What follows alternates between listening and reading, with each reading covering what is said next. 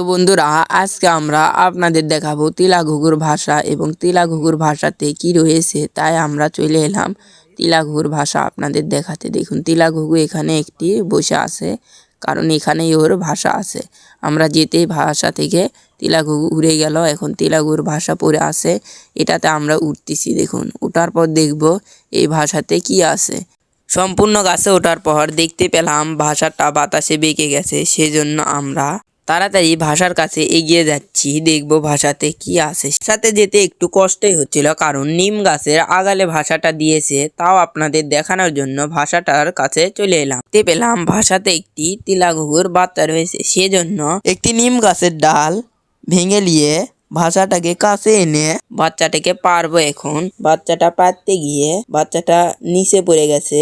নিচে পড়ে দেখতে পেলাম বাচ্চাটা মারা গেছে, কারণ বাতাসের কারণে ভাষাটা একটু উল্টে গেছিল। এই কারণে বাচ্চাটাকে খিলেতে পারিনি, সেই কারণে বাচ্চাটা মারা গেছে। একটু খোঁজাখুঁজির পর দেখতে পেলাম নিম গাছের নিচে আরেকটি বাচ্চা পড়ে মারা গেছে। দুইটি বাচ্চা একত্রে করে আপনাদেরকে দেখালাম।